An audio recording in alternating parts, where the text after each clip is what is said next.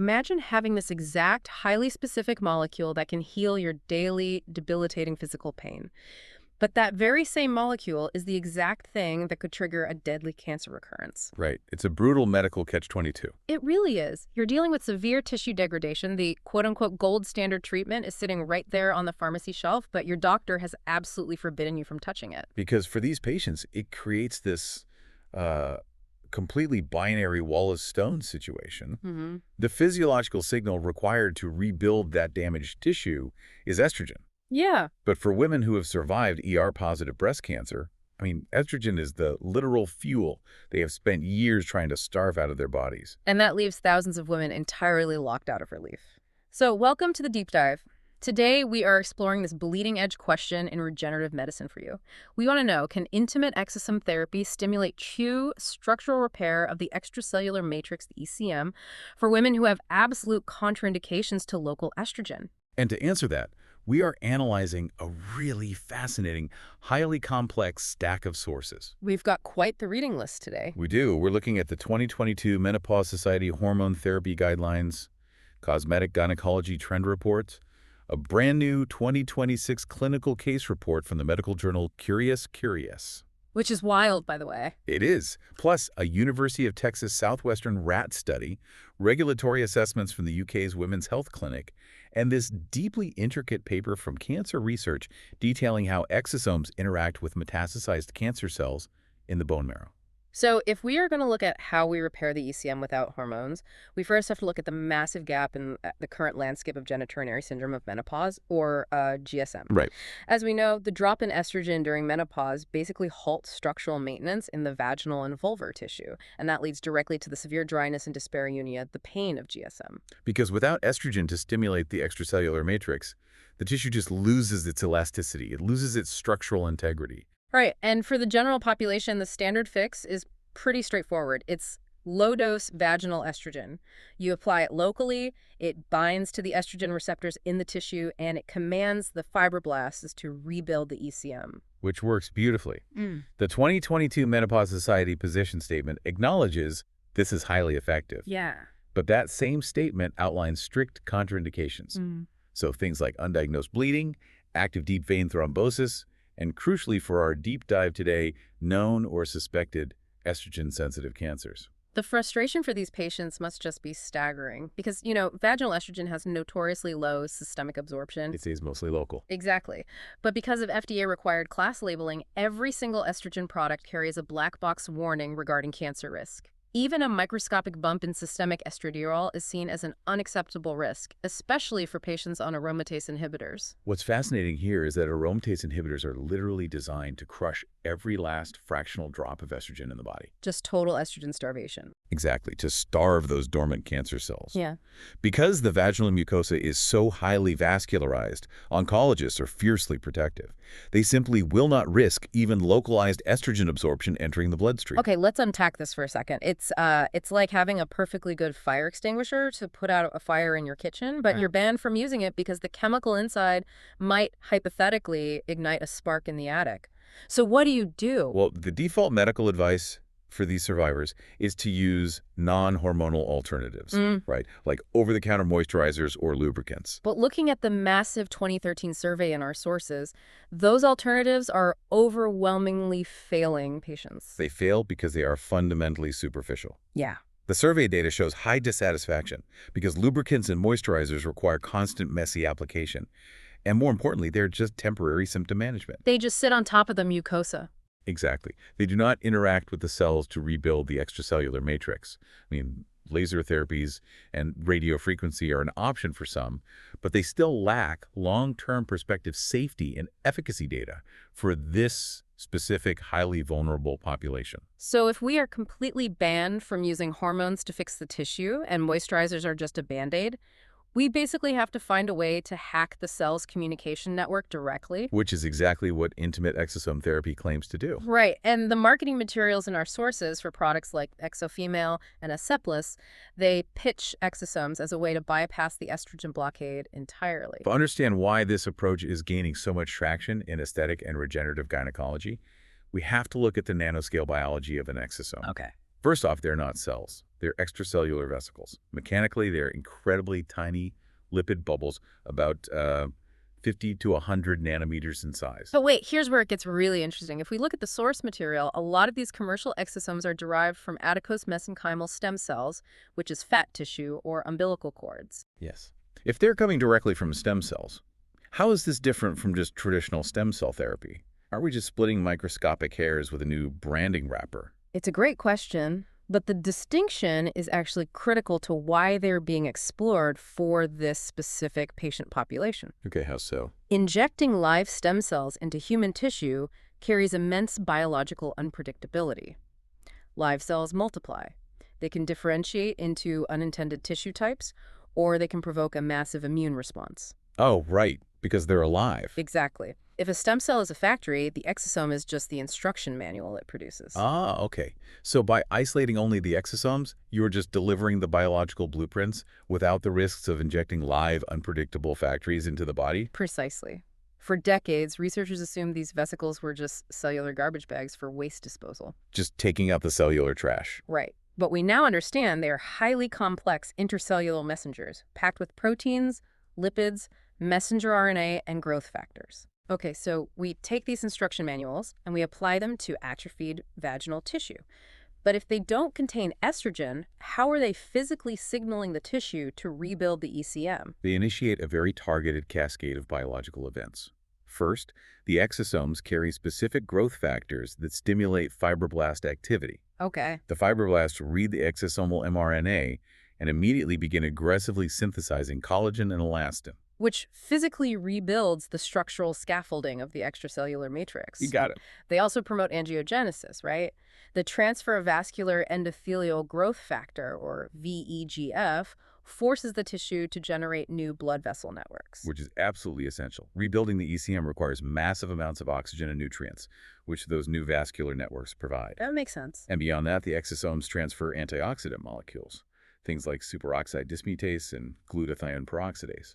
These neutralize oxidative stress in the degraded tissue and even help regulate the vaginal pH. Right, creating an inhospitable environment for pathogens without using a single hormone. I mean, it sounds incredibly elegant in theory. But we need to look at the clinical and laboratory evidence to see if these vesicles actually execute these instructions in living tissue. And our sources provide two really fascinating proof-of-concept models here. One involving overrectomized rats, and one involving a human case study utilizing, of all things, rose stem cells. Let's break down the rat study first. So the University of Texas Southwestern Medical Center constructed a study specifically to observe structural ECM repair. They took female rats and removed their ovaries, which induces a precipitous drop in estrogen. Which directly mimics surgical menopause and the resulting vaginal atrophy. Exactly. So they have a baseline of severe tissue degradation. But how did they deliver the exosomes? Because if it's just a liquid, wouldn't it just wash away before the cells could even absorb the instructions?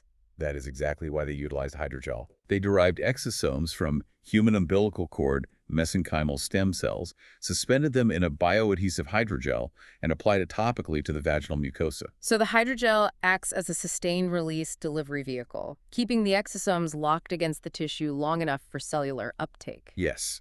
And the histological results are fascinating. Looking at the tissue staining, they didn't just see a superficial plumping of the tissue.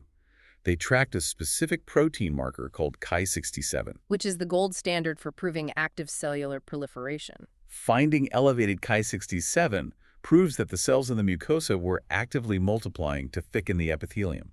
Furthermore, they tracked CD31. That's the marker for blood vessels, right? Exactly. It definitively proved new blood vessels had formed in the lamina propria. The exosomes successfully instructed the tissue to migrate and proliferate, structurally rebuilding the ECM. Without a single hormone, which is a massive breakthrough for the rat model. But translating this to human physiology brings us to that clinical case report published in the journal Curious in May 2026. This one is incredible. It centers on a 41-year-old perimenopausal woman with severe recurrent atrophic vaginitis. She presented with extreme dryness, itching, and offensive discharge that was completely recalcitrant to standard treatments. Her initial biopsy confirmed a pale, severely thinned-out mucosa. So her clinical team opted for an exosome intervention, administering 3 sessions spaced 3 to 4 weeks apart. But the pivotal detail here is the source of the exosomes. Right. They did not use human-derived mesenchymal stem cells. No. They used a commercial product containing approximately 5 billion exosomes derived from rose stem cells, which they reconstituted with hyaluronic acid. I have to admit, when I read rose stem cells in the clinical literature, my brain immediately went to like a high-end department store face cream. It does sound like a cosmetic gimmick at first. Right, not structural mucosal repair. How does plant-based cellular signaling physically communicate with human vaginal tissue? I know it sounds like science fiction, but it comes down to the universal language of biology. Oh, The lipid bilayer. The outer envelope of an exosome, whether it is synthesized by a human fat cell or a literal rose, is made of the exact same basic lipid molecules as the membrane of a human cell. oh wow. So when that nanoscale rose exosome bumps against a human fibroblast, the human cell doesn't see a foreign plant invader. No, the two lipid membranes simply merge like two soap bubbles joining together. Just spilling the rose's regenerative payload directly into the human cell's cytoplasm. Exactly, and the clinical team enhanced this process using electroporation. Electroporation, that's brief, controlled electrical pulses, right? Yes, it temporarily creates microscopic pores in the cell membranes.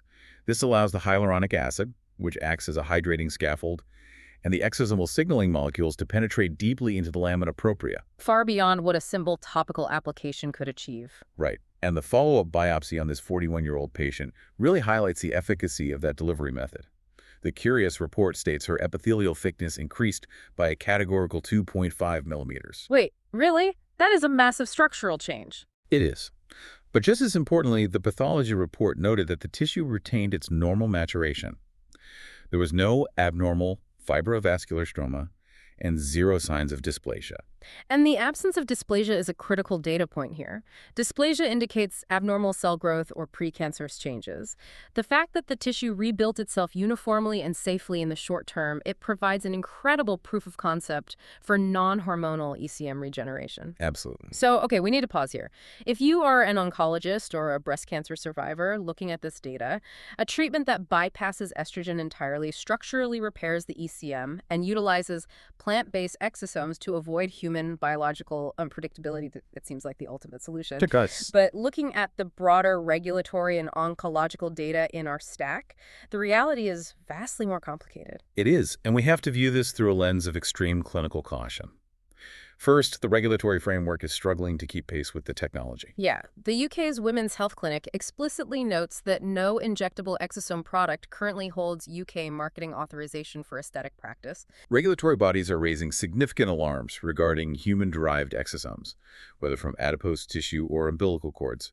The biological sourcing, the purification protocols, and the potential for off-target effects are heavily scrutinized. And that regulatory hesitation is directly tied to the deeply complex biology outlined in the cancer research paper in our sources.